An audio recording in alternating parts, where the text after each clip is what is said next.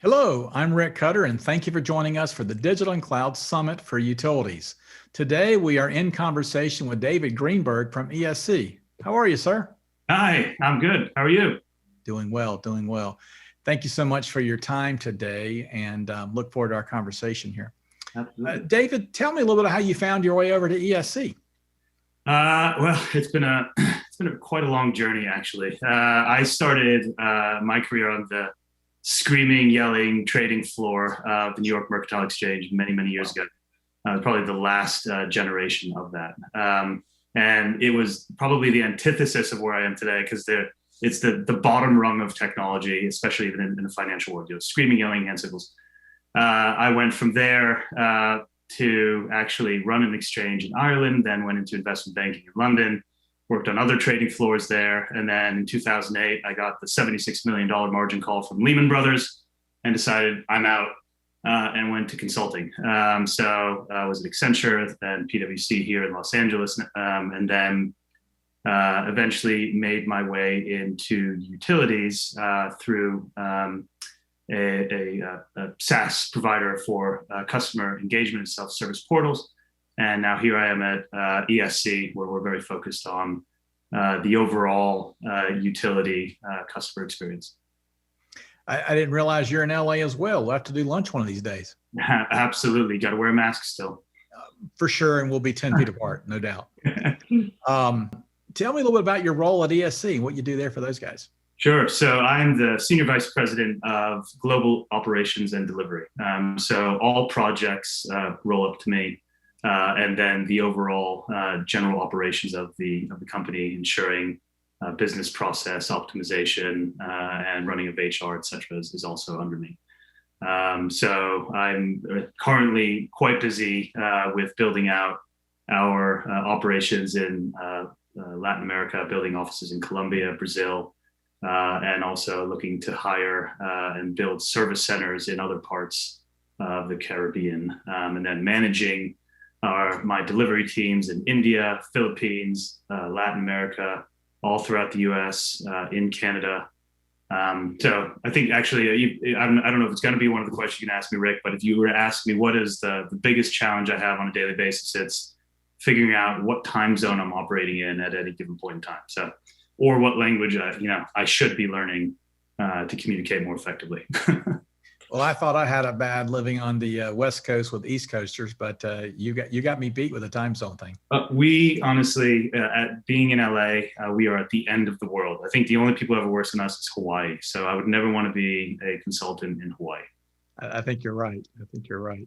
Well, I've heard that you guys have gone global, and based on what you just told me, there's no doubt. Very impressive. Yeah. ESC's been around for a while, doing great services. In your opinion, I mean, what kind of makes you guys the leader in our industry?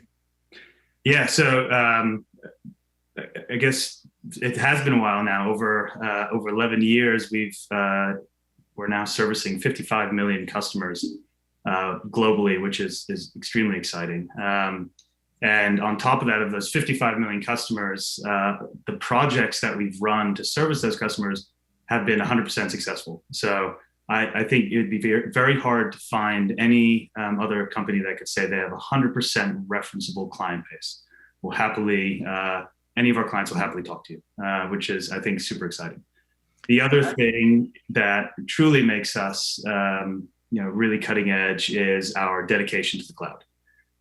We were the first company to put a utility on the cloud in 2017, and moving from there to being a cutting edge provider of a service of allowing a utility to better interact with their customers. And the way that we're able to do that is by starting with the customer, starting with what is that customer's, I'm not a UI designer, but I still like to talk about, what's the customer experience? What's the journey of a customer in any given utility, or even a city for that matter.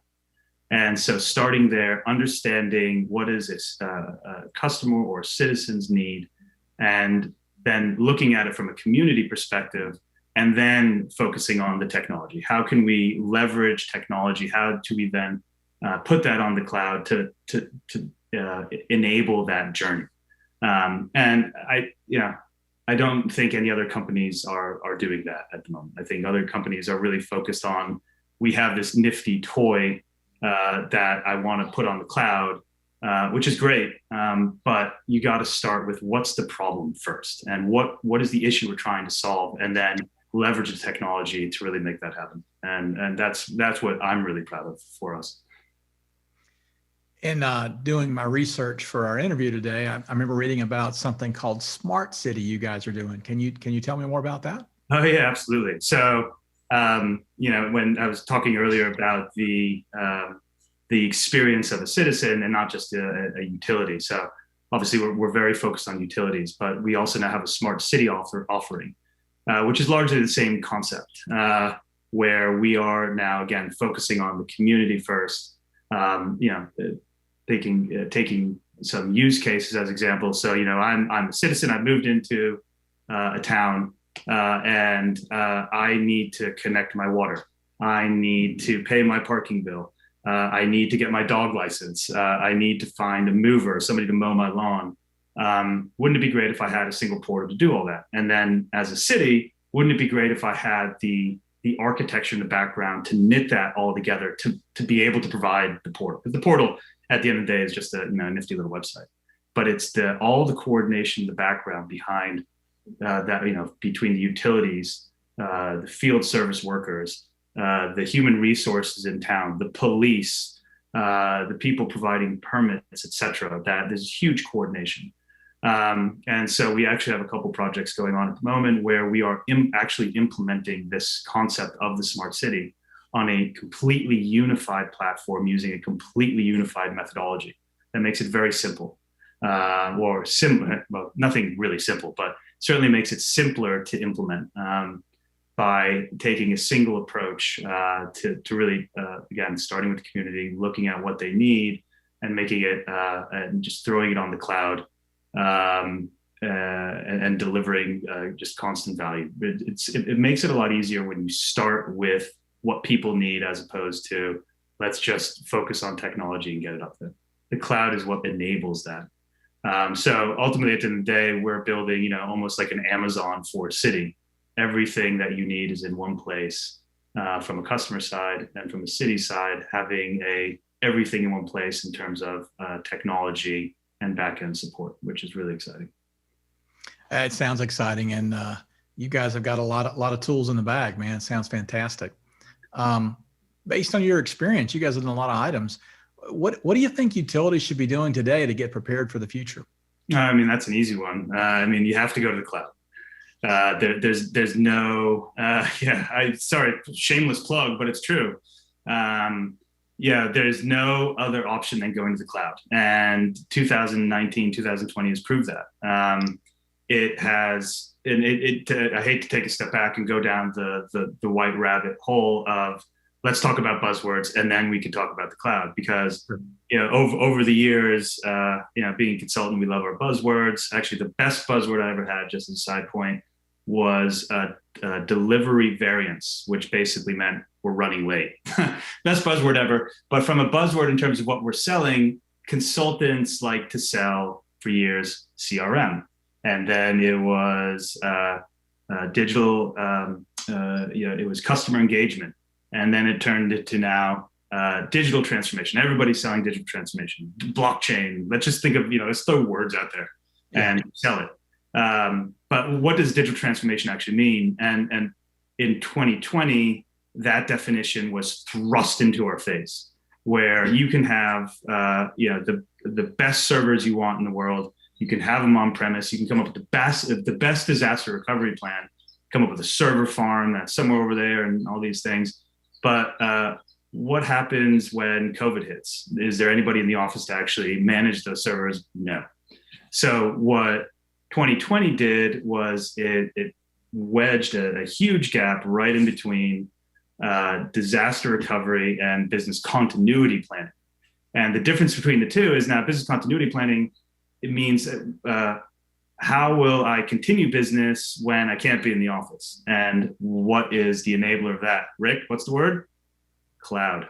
So, you put everything on the cloud. We have customers. We have two examples of customers who were literally sent home in the middle of the day, March 2020, where the call came out saying global pandemic, everybody go home.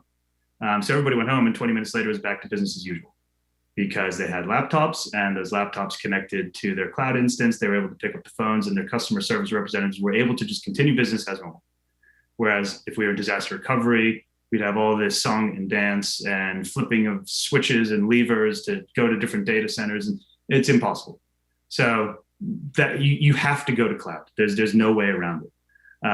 Additionally, moving away from these custom implementations is also really critical, and pushing down that Oracle suite of CCS and the other cloud application suites that Oracle offers makes that a lot easier. The depth of configurability of these systems means that you now just upgrades come naturally, and you can only do that with cloud. These not that I want to dig a hole in my business model, but these days of inefficiency of over support of these highly custom systems, it needs to go away. We cannot perpetuate the inefficiency of those. So moving to cloud, moving to a SaaS model is absolutely the future. I have to agree with you. Of course, I'm obviously a little biased there, but utilities I've spoken with this last year with this whole COVID mess, the ones that had major systems in some sort of cloud model, like to your point, were able to adjust to that, go home pretty quickly. That stay at home orders. It seems like we're getting more acceptance. So I think you guys are well positioned based on what you're telling me with your strategy. Well, that's it. And, also by being able to spend more time in a highly flexible system and using the cloud and the real digital transformation, et cetera, really the goal is, again, focus on the community, focus on the citizen, focus on the customer. And that's really what ultimately attracted me to ESC was that's woven into all of our projects. It's woven into the ethos of the company that we start with the customer, and it's more about the example of customer engagement. It's more about, oh, I can get my bill in text message, or oh, cool, I got like a nice bill in my email. Isn't it pretty? It's about continuing the conversation. It's about the constant contact. It's about making a new citizen feel that they are part of that community. It's about a customer feeling that they are being heard by the utility. They're having issues that they're going to get an immediate response. And again, cloud is the best enabler to make that happen. I'm an evangelist too, Rick. We're on the same page. I knew I liked you, especially after the movie thing. But maybe we can watch it on the cloud one day. There you go. One more question for you as Sure. we wrap up here. If there was one thing our viewers were to take away from our interview today about ESC, what would you want that to be? We're in a really exciting time. Growth is stifling, to be honest, and to be at the forefront of digital transformation and the cloud is really fun.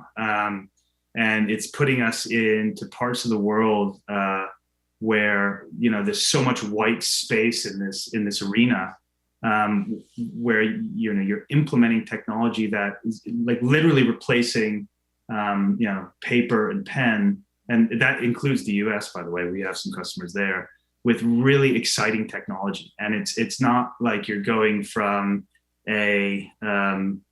it's not like you're going from an old Ford Pinto to Ferrari. Everybody's used to their phones. We're getting very used to a certain level of technology, and that level of technology is making its way into the utilities. It's making its way into like just a community, a city.